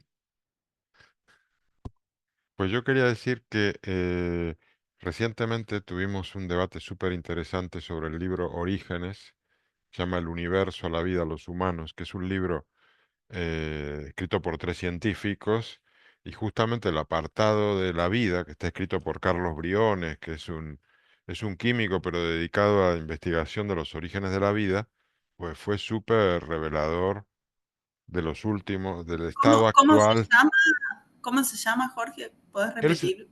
el libro se llama Orígenes, el universo, la vida, los humanos. Luego te comparto el resumen que hicimos, pero también lo interesante fue que pudimos contar con la presencia de uno de los autores, porque cada uno de los apartados lo escribió un científico distinto. Entonces, el de la vida está escrito por Carlos Briones, que es un doctor en química que es muy mediático aquí en España, tiene varios libros escritos, y lo invitamos y participó en el debate y fue espectacular. Y nos puso al día de los últimos conocimientos en torno al origen de la vida, que hay muchos avances, él se dedica a eso, y justamente lo más notable es esta capacidad de la materia de autoorganizarse, de autorregularse, de generar como una especie de compartimentación para darle como una unidad diferenciada y luego aprender a replicarse. Y esas tres características la hace la vida inorgánica. Eh, que en un proceso gradual, que es el que se está investigando, cómo se pudo producir, pues en un momento dado tiene esas cualidades y en ese sentido, pues cuando lo leí en el libro de Braidotti, pues me encantó porque fue un punto que entendí. En esta travesía de un cierto desierto que me significó leerla, porque me resulta muy tortuosa su manera de escribir. Y tengo que decirte, Nati, que no creo que sea exclusivamente debido a la complejidad de la temática, sino a una recurrencia, a una manera de hablar compleja, que es lo que de alguna manera le da más estatura al discurso, pero no le da más estatura, sino que le da mucha más dificultad de acceso. Bueno, que esto es súper habitual, digamos, es decir, quieres sonar muy intelectual, pues entonces complica tu lenguaje. Bueno, pues estamos ante esa situación. Pero cuando leí esa parte me encantó. Entonces, estoy con ganas de leer a Haraway, que entiendo que va por ese lado, ¿no? Toda su filosofía. Y nada, decirte que aquí en el club estamos al tanto de las novedades del origen de la vida y de la materia que se autoorganiza.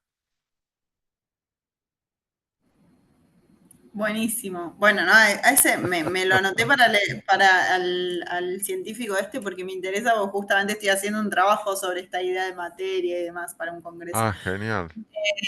Sí. Em, bueno, ya medio que se nos está terminando el Sí, tiempo, sí, pero sí. a mí me parece que, digo, algunas últimas cositas como para si alguno quiere seguir investigando, leyendo, viendo, digo, esta idea de continuum naturaleza-cultura, el materialismo vitalista, hay otra forma de plantearlo de ella que habla de una ética de aproximación nomádica, o sea, de nómade, y Zoe centrada. Esta idea de Zoe centrada es Zoe, que es animal. En realidad, vida viene del griego, ¿no? Los griegos tenían como dos formas de enunciar la vida biológica, como Zoe y como bios. En general, nosotros desde la perspectiva humanista tomamos el concepto de bios, siempre, ¿no? Biopolítica, etcétera. Ella va a plantear, recuperemos el concepto de Zoe, que es esta idea de la vida más allá de lo humano, digamos, sino la vida que compartimos con otros actores. Entonces, la ética zoe-centrada, el materialismo vitalista, el continuum naturaleza-cultura, son todas como formas de nombrar a esta idea, ¿no? Que es borrar las fronteras entre lo humano y el resto de las cosas para, bueno, viéndolo no solamente para entender, como decíamos antes, la perspectiva descriptiva de en qué situación estamos, sino desde un punto de vista ético para hacer como un mundo mejor. Vamos a cerrarlo con esta frase. Un mundo mejor, porque no tenemos otra forma de... Después lo que cada uno para lo que signifique eso para cada uno de nosotros, no sé, pero bueno, siempre hay una perspectiva de Braidotti de esto, como apuntar a un mundo mejor. Que sí, nunca va a dejar de sonar idealista decir eso, pero no por eso tenemos que dejar de decirlo, por lo menos para mí, y no por eso tenemos que dejar de pensar en utopías en el sentido más como primario de lo que eso significa, ¿no? Un norte, un horizonte, al cual si no apuntamos a llegar, tampoco vamos a llegar, o no vamos a hacer nada en el medio, digamos. Aunque nunca lleguemos a la utopía, es tan fundamental tenerla como, bueno, como cualquier otra cosa. Digamos. Eso. Pues nada, Nazarena, muchísimas gracias. Mira, ha levantado la mano Jesús. Muy breve, solo para decir que pensando en credos, Nazarena, tal vez esta idea del materialismo vitalista podría, pensando en tu pregunta original, ¿qué nos une? Tal vez podría ser un factor que pudiera unir a muchas personas con muy distintos credos, ¿no? El ateísmo, el agnosticismo, ¿no? Pensando quizás con la idea de un solo Dios, eso sí sería un poco incompatible con esta noción, pero yo creo que para una gran mayoría de la humanidad podría ser bastante coincidente, ¿no? Ujú. Habría que ver qué opina Elon Musk de esa idea. Él es un transhumanista. No, por eso, digo. En fin.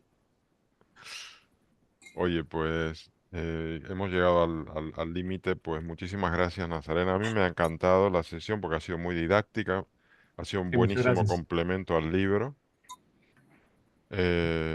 Así que nada, seguimos y dentro de un mes exactamente vamos a tener a Donna Haraway, lo ves aquí, seguir con el problema, que Sí. también lo he empezado a No se leer y también me resulta compleja su lectura, tengo que decir, Li- pero bueno. Literalmente vamos a seguir con el problema del poshumanismo. Claro, lo que hace Haraway por ahí es centrar el debate más en torno a la relación con otras especies. Por ahí Braidotti trata más las cuestiones de la ciencia, la tecnología, la epistemología. Y Sí. Haraway se centra un poco más en la relación interespecie. Pero bueno, sí, tiene más que... bueno, sí, tiene su complejidad. Pero vamos a hacer todo lo posible para que sea entendible. Genial, genial. Bueno, muchas gracias. Y bueno, y la semana que viene, pues vamos a leer, a debatir sobre Roberto Bolaño, Estrella Distante, una novela espectacular, si no la habéis leído. Así que también os invito a conectaros el sábado que viene. Muchísimas gracias, buen fin de. Gracias, Nazarena, gracias a todos y Gracias. nos Gracias, vemos. Nazarena. Nos Gracias, vemos. Nazarena. Adiós, hasta Adiós. luego, Buenas Gracias. noches, nos vemos el sábado. nos vemos. Hasta luego, gracias.